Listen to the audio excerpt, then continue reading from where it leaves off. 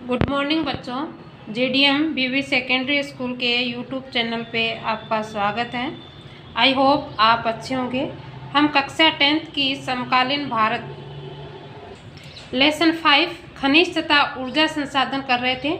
इस वीडियो में थोड़ा सा बीच में रुक गया था, इसलिए हम इसको कंटिन्यू रखेंगे। लौह अयस्क हम पढ़ रहे थे, उसमें थोड़ा सा बंद हो गया था, तो आज हम फिर लौह अयस्क से इसको स्टार्ट करेंगे। लौह अयस्क एक आधारभूत खनिज है, ठीक है। और ये देखो, ये जो चित्र दिया हुआ है इसमें, ये इसके राज्य दिए हुए हैं कि लौह अयस्क कौन से राज्य में सर्वाधिक होता है।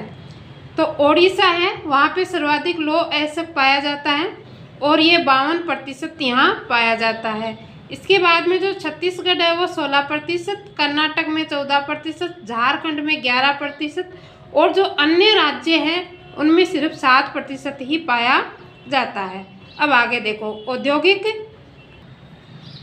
विकास की रीढ़ है। भारत में लौह अयस्क के विपुल संसाधन विद्यमान है। भारत उच्च कोटि के लोहा संयुक्त लौह अयस्क में धनी है।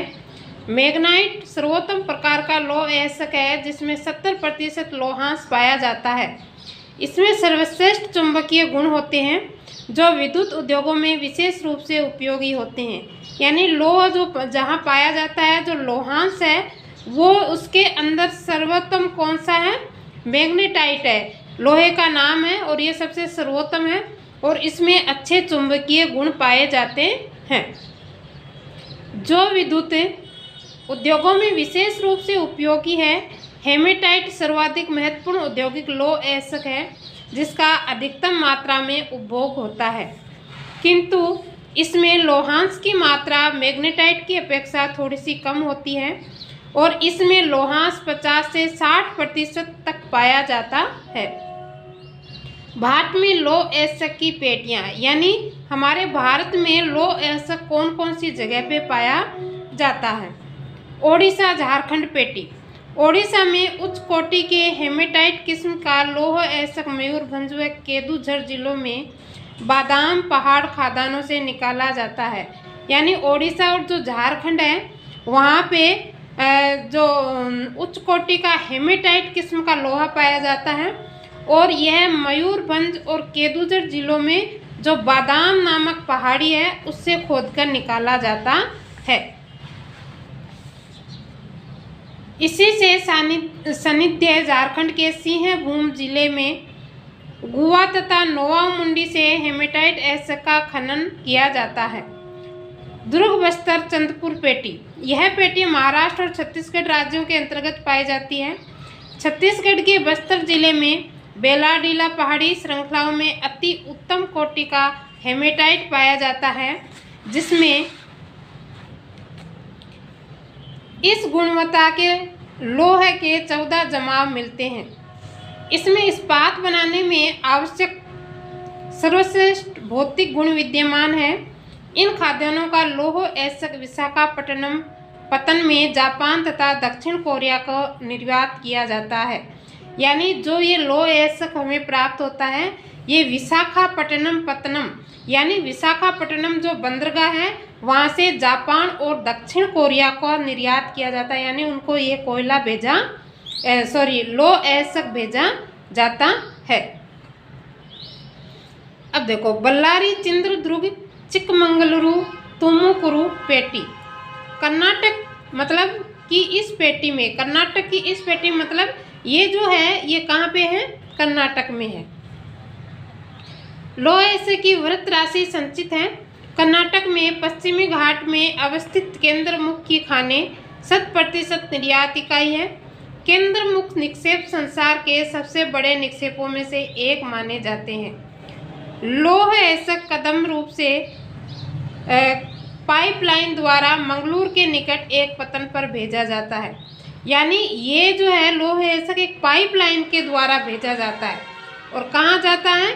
मंगलुरु के पास एक पतन है यानी बंदरगाह है, वहाँ पे भेजा जाता है। महाराष्ट्र, गोवा पेटी। यह पेटी गोवा तथा महाराष्ट्र राज्य के रत्नागिरी जिले में स्थित है। यद्यपि यहाँ का लौह उत्तम प्रकार का नहीं है, तथापि इसका दक्षता से दोहन किया जाता है। मरमंगाऊ पत्तन से इसका निर्यात किया जाता है। यानी ये महाराष्ट्र गोवा पेटी है, ये रत्नागिरी जिले में है और यहाँ पर लोहा उत्तम प्रकार का नहीं प्राप्त होता और मरमागांव पत्तन है, वहाँ से इसका निर्यात होता है, यानी मरमागांव बंदरगाह से। अब देखो मैग्नीज मुख्य रूप से इस्पात के विनिर्माण में प्रयोग किया जाता है। 1 टन इस्पात बनाने में लगभग 10 किग्रा मैग्नीज की आवश्यकता होती है। इसका उपयोग ब्लीचिंग पाउडर, कीटनाशक दवाएं और पेंट बनाने में किया जाता है। यानी जो मैग्नीज है उसका प्रयोग हम किस रूप में लेते हैं? ब्लीचिंग पाउडर बनाने में, कीटनाशक दवाएं और जो पेंट का सामान आता है, यानी कलर हम जो करते हैं ना पेंट मकानों में, उसके वो बनाने में किया जाता है। भारत में उड़ीसा मैग्नीज का सबसे बड़ा उत्पादक राज्य है। वर्ष 2001 में देश के कुल उत्पादन का एक तिहाई भाग यहाँ से प्राप्त हुआ है। कहाँ से? उड़ीसा से। अब देखो एलो खनिज। भारत में एलो खनिज की संचित राशि व उत्पादन अधिक संतोषजनक नहीं है। यद्यपि ये खनिज जिनमें तांबा, बॉक्साइट, सीसा और सोना आते हैं, धातु शोधन, इंजीनियरिंग व विद्युत उद्योगों में महत्वपूर्ण भूमिका निभाते हैं। हम तांबा बॉक्साइट का वितरण समझें। जैसे तांबा, भारत में तांबे के भंडार व उत्पादक का आर्थिक रूप से न्यून है, यानी बहुत कम हमारे यहाँ भारत में तांबा के भंडार पाए जाते हैं। धातवृत्तीय तन्य और ताप संचालक होने के कारण तांबे का उपयोग मुख्यतः बिजली के तार बनाने, इलेक्ट्रॉनिक्स और रसायन उद्योगों में किया जाता है। यानी जो तांबा है उसका प्रयोग हम किस में लेते हैं? बिजली के तार बनाने में, इलेक्ट्रॉनिक्स जो सामान है उसमें, और जो रासायनिक उद्योग है उसमें किया जाता है। मध्य प्रदेश की बालाघाट खदानें देश का लगभग 52% तांबा उत्पन्न करती है। झारखंड का सिंहभूम जिला भी तांबे का मुख्य उत्पादक है। राजस्थान की खेतड़ी खदानें भी तांबे के लिए प्रसिद्ध है। राजस्थान में तांबा कहाँ प्राप्त होता है? खेतड़ी के अंदर प्राप्त होता है। अब देखो बॉक्साइट। यद्यपि अनेक अयस्कों में एल्यूमिनियम पाया जाता है, परंतु सबसे अधिक एल्यूमिना क्ले जैसे दिखने वाले पदार्थ बॉक्साइट से ही प्राप्त किया जाता है। बॉक्साइट निक्षेपों की रचना एल्यूमिनियम सिलिकेटों से समृद्ध व्यापक भिन्नता वाली चट्टानों के विघटन से होती है। यानी जो बॉक्साइट है वो सिलिकेटों से बनता है और सिलिकेटे जो हैं वो किससे प्राप्त होते हैं? चट्टानों के विघटन से प्राप्त होते हैं। एल्यूमिनियम एक महत्वपूर्ण धातु है क्योंकि यह लोहे जैसे शक्ति के साथ साथ अत्यधिक हल्का एवं सुचालक भी होता है और इसमें अत्यधिक धातुवृद्धता भी पाई जाती है। भारत में बॉक्साइट के निक्षेप मुख्यतः अमरकंटक पठार, मेकाल पहाड़ियाँ तथा बिलासपुर कटनी के पठारी प्रदेश में पाए जाते हैं। मतलब भारत में बॉक्साइट कहाँ कहाँ पाए जाते हैं? अमरकंटक पठार वहाँ पे, मेकाल की पहाड़ियों में, बिलासपुर कटनी की जो पहाड़ी प्रदेश है, पठारी प्रदेश है, वहाँ पे पाए जाते हैं। ओडिशा भारत का सबसे बड़ा बॉक्साइट उत्पादक राज्य है। यहाँ कोरापुट जिले में पंचपतमाली निक्षेप राज्य के सबसे महत्वपूर्ण बॉक्साइट निक्षेप है। अब अधात्विक खनिज। अभ्रक एक ऐसा खनिज है जो प्लेटों अथवा पतरण क्रम में पाया जाता है। इनका चादरों में, यानी प्लेटें जैसे पतला होता है ना, पतला वैसे प्लेटें जैसे होती है उस तरह से पाया जाता है अभ्रक, और इसका चादरों में विपाटन आसानी से हो सकता है। चादर जो होती है ना, चादर क्या होती है? पतली होती है, तो इसकी जो अभ्रक है इसकी चादर बनाई जाती है जो आसानी से बन जाती है। ये परतें इतनी महीन हो सकती है कि इसकी 1000 परतें कुछ सेंटीमीटर ऊंचाई में समाहित हो सकती है। अभ्रक पारदर्शी, काले, हरे, लाल, पीले अथवा भूरे रंग का हो सकता है। यानी अभ्रक है वो कई प्रकार के कलर का बना होता है। काला भी हो सकता है, हरा भी, लाल, पीला और भूरा रंग का भी हो सकता है। इसकी सर्वोच्च परावैद्युत शक्ति, ऊर्जा ह्रास का निम्न गुणांक, विस्वहन के गुण और उच्च वोल्टेज की प्रतिरोधिता के कारण अभ्रक विद्युत व इलेक्ट्रॉनिक उद्योगों में प्रयुक्त होने वाले अपरिहार्य खनिजों में से एक है। अभ्रक के निक्षेप छोटा नागपुर पठार के उत्तरी पठारी किनारों पर पाए जाते हैं। बिहार, झारखंड की कोडरमा, गया, हजारीबाग पेटी अग्रणी उत्पादक है। यानी जो अभ्रक है वो छोटा नागपुर पठार है, उत्तरी पठार है, वहाँ पे पाया जाता है। और बिहार, झारखंड और कोडरमा, गया, हजारीबाग पेटी आदि जगह ये अग्रणी है, यानी वहाँ ज़्यादा उत्पादन इसका होता है। राजस्थान के मुख्य अभ्रक उत्पादक क्षेत्र अजमेर के आसपास है। और राजस्थान में कहाँ पाया जाता है? अजमेर के आसपास में पाया जाता है। आंध्र प्रदेश के नलोर अभ्रक पेटी भी देश की महत्वपूर्ण उत्पादक पेटी है। अब देखो चट्टानी खनिज, चूना पत्थर। चूना पत्थर कैल्शियम या कैल्शियम कार्बोनेट तथा मैग्नीशियम कार्बोनेट से बनी चट्टानों पर पाया जाता है। यह अधिकांशतः अवसादी चट्टानों में पाया जाता है। चूना पत्थर सीमेंट उद्योग का एक आधारभूत कच्चा माल है। यानी जो चूना पत्थर है वो अवसादी चट्टानों से पाया जाता है और जो चूना पत्थर है वो सीमेंट का क्या है? कच्चा माल होता है। चूना पत्थर से ही बाद में क्या बनाई जाती है? सीमेंट बनाई जाती है। और लोह प्रगलन की भट्टियों के लिए अनिवार्य है। लोह प्रगलन यानी लोहे को जब गलाया जाता है तो उन भट्टियों में भी इसका प्रयोग किया जाता है। खनन को धातक उद्योग बनने से रोकने के लिए दृढ़ सुरक्षा विनियम और पर्यावरणीय कानूनों का क्रियान्वयन अनिवार्य है।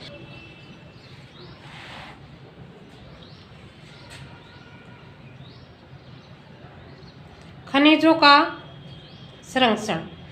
हम सभी को उद्योग और कृषि की खनिज निक्षेपों और उनके विनिर्मित पदार्थों पर भारी निर्भरता सुप्रेक्षित है। खनन योग्य निक्षेप की कुल राशि असार्थक अंश है, अर्थात भू प्रॉपर्टी का 1%। जिन खनिज संसाधनों के निर्माण व सांधन में लाखों वर्ष लगे हैं, हम उनका शीघ्रता से उपभोग कर रहे हैं। यानी जो खनिज संसाधन है उनके निर्माण में लाखों वर्ष जो लग चुके हैं, हम उनका अब तकनीकी के द्वारा शीघ्रता से उपयोग कर सकते हैं। खनिज निर्माण की भूगर्भिक प्रक्रियाएं इतनी धीमी है कि उनके वर्तमान उपभोग की दर की तुलना में उनके पुनर्भ्रमण की दर अपरिमित रूप से थोड़ी है। इसलिए खनिज संसाधन सीमित तथा अनवीकरण योग्य है। समृद्ध खनिज निक्षेप हमारे देश की अत्यधिक मूल्यवान संपत्ति है, लेकिन ये अल्पजीवी है। यानी जो खनिज है वो हमारे देश की मूल्यवान संपत्ति है, लेकिन ये क्या है? अल्पजीवी है, यानी कम समय के लिए है। ऐस्कों के सतत उत्खनन से लागत बढ़ती है, क्योंकि खनिजों के उत्खनन की गहराई बढ़ने के साथ उनकी गुणवत्ता घटती जाती है। आपने खनिज संसाधनों को सुनियोजित एवं सतत पोषणीय ढंग से प्रयोग करने के लिए एक तालमेल युक्त प्रयास करना होगा। निम्न कोटि के ऐस्कों का कम लागतों पर प्रयोग करने के लिए उन्नत प्रौद्योगिकियों का सतत विकास करते रहना होगा। धातुओं का पुनः चक्रण क्या होता है? वापस बार बार उसी चीज को बदलना। रद्दी धातुओं का प्रयोग तथा अन्य प्रतिस्थापनों का उपयोग भविष्य में हमारे खनिज संसाधनों के संरक्षण के उपाय है। ऊर्जा संसाधन। ऊर्जा सभी क्रियाकलापों के लिए आवश्यक है। खाना पकाने में, रोशनी व ताप के लिए, गाड़ियों के संचालन तथा उद्योगों में मशीनों के संचालन में ऊर्जा की आवश्यकता होती है। ऊर्जा के उत्पादन ईंधन खनिजों जैसे कोयला, पेट्रोलियम, प्राकृतिक गैस, यूरेनियम तथा विद्युत से किया जाता है। ऊर्जा संसाधनों को परंपरागत तथा गैर परंपरागत साधनों में वर्गीकृत किया जाता है। यानी ऊर्जा का जो उत्पादन है वो अन्य मतलब ईंधन जो खनिज है उससे होता है, जैसे कोयला, पेट्रोलियम, प्राकृतिक गैस, यूरेनियम और विद्युत से किया जाता है। और ऊर्जा संसाधनों को परंपरागत तथा गैर परंपरागत साधनों में वर्गीकृत किया जाता है। यानी इसको दो भाग में बांट दिया गया है। एक परंपरागत जो पुराने समय से चला आ रहा है, और दूसरा है गैर परंपरागत। परंपरागत साधनों में लकड़ी, उपले, कोयला, पेट्रोलियम, प्राकृतिक गैस तथा विद्युत सम्मिलित है। यानी जो परंपरागत साधन है उनमें लकड़ी आती है, उपले जो गोबर से बनाए जाते हैं, कोयला, पेट्रोलियम, प्राकृतिक गैस, ये सारे किस में आते हैं? परंपरागत में आते हैं। और अब देखो गैर परंपरागत में कौन से आएंगे? गैर परंपरागत साधनों में सौर, पवन, ज्वारीय, भूतापीय, बायोगैस तथा परमाणु ऊर्जा शामिल किए जाते हैं। तो कौन से आगे गैर परंपरागत साधनों में? सौर ऊर्जा, सौर जो सूर्य से प्राप्त होती है, पवन ऊर्जा, ज्वारीय ऊर्जा, भूतापीय, ये सारे किस में आ गई? परंपरागत में। ग्रामीण भारत में लकड़ी व उपले बहुतायत में प्रयोग किए जाते हैं। एक अनुमान के अनुसार ग्रामीण घरों में आवश्यक ऊर्जा का 70% से अधिक इन दो साधनों से प्राप्त होता है, लेकिन अब घटने वन क्षेत्र के कारण इनका उपयोग करते रहना कठिन हो जाता है। इसके अतिरिक्त उपलों का उपभोग भी हतोत्साहित किया जा रहा है, क्योंकि इसमें सर्वाधिक मूल्यवान खाद्य का उपभोग होता है, जिसे कृषि में प्रयोग किया जाता है। परंपरागत ऊर्जा के स्रोत कोयला। भारत में कोयला बहुतायत में पाया जाने वाला जीवाश्म ईंधन है। बहुतायत यानी बहुत मात्रा में पाया जाने वाला जीवाश्म ईंधन, यानी जो नीचे जमीन में जीवों के रूप में प्राप्त होता है। यह देश की ऊर्जा आवश्यकताओं का महत्वपूर्ण भाग प्रदान करता है। इसका उपयोग ऊर्जा उत्पादन तथा उद्योगों और घरेलू जरूरतों के लिए ऊर्जा की आपूर्ति के लिए किया जाता है। भारत अपनी वाणिज्यिक ऊर्जा आवश्यकताओं की पूर्ति हेतु मुख्यतः कोयले पर निर्भर है। जैसा कि आप पहले से ही जानते हैं कि कोयले का निर्माण पादप पदार्थों के लाखों वर्षों तक स्पीडन से हुआ है, और इसलिए स्पीडन की मात्रा, गहराई और दबने के समय के आधार पर कोयला अनेक रूपों में पाया जाता है। दलदलों में एक क्षय होते पादपों से पिट उत्पन्न होता है, जिसमें कम कार्बन, नमी की उच्च मात्रा व निम्न ताप क्षमता होती है। लिग्नाइट एक निम्न कोटि का भूरा कोयला होता है। लिग्नाइट कोयला है वो किस तरह का होता है? निम्न कोटि का होता है, और किस कलर का होता है? भूरा होता है। यह मुलायम होने के साथ नमी युक्त होता है। लिग्नाइट के प्रमुख भंडार तमिलनाडु के नवेली से मिलते हैं और विद्युत उत्पादन में प्रयोग किए जाते हैं।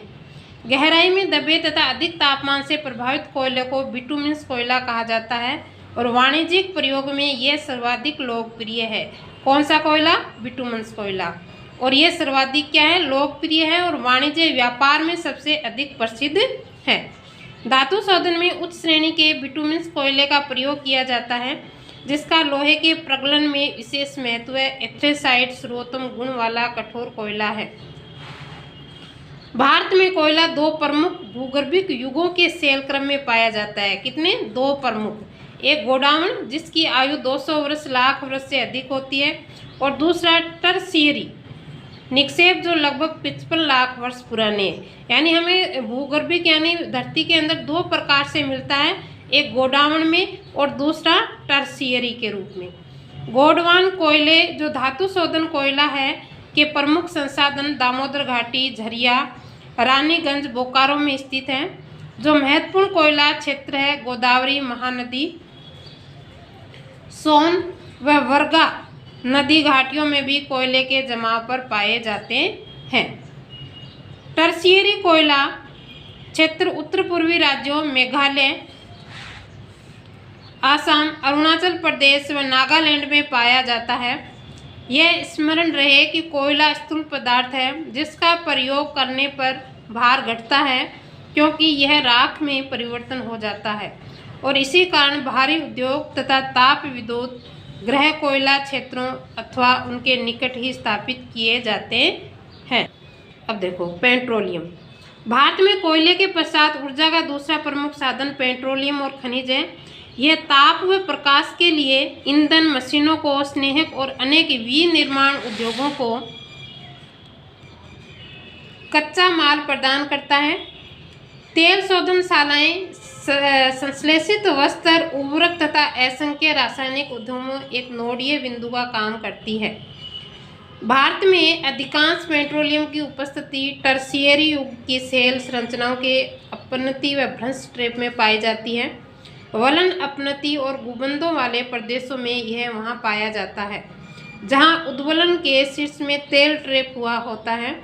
तेल धारक प्रत संघर चूना पत्थर या बालू पत्थर होता है जिसमें से तेल प्रवाहित हो सकता है। मध्यवर्ती असंघ्र परतें तेल को ऊपर उठाने व नीचे रिसने से रोकती है। पेट्रोलियम सरंध्र और असंघ्र चट्टानों के बीच भ्रंश ट्रेप में भी पाया जाता है। प्राकृतिक गैस हल्की होने के कारण खनिज तेल के ऊपर पाई जाती है। भारत में मुंबई हाई, गुजरात और असम मेघालय उत्पादन क्षेत्र हैं। भारत के मानचित्र में 3 प्रमुख तेल क्षेत्र चिन्हित करें। अंकलेश्वर गुजरात का सबसे महत्वपूर्ण तेल क्षेत्र है।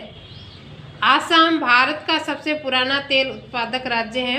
डिगबोई, नरहकटिया और मोहरन हुगरीजन इस राज्य के महत्वपूर्ण तेल उत्पादक क्षेत्र है। यानी भारत के अंदर मुंबई, गुजरात, आसाम में इसके उत्पादक क्षेत्र हैं। भारत का जो मानचित्र है उसमें 3 जगह आपको चिन्हित करनी है, मुंबई हाई, गुजरात और आसाम। ठीक है। अंकलेश्वर गुजरात का सबसे महत्वपूर्ण तेल क्षेत्र है। आसाम भारत का सबसे पुराना तेल उत्पादक क्षेत्र है और डिगबोई और नहरकटिया और मोरन हुगरीजन यह राज्य के सबसे महत्वपूर्ण तेल उत्पादक क्षेत्र है। ठीक है बच्चों, आज हम इसमें इतना ही करेंगे। अगला जो आएगा आपके उसमें हम प्राकृतिक गैस के बारे में पढ़ेंगे। ठीक है।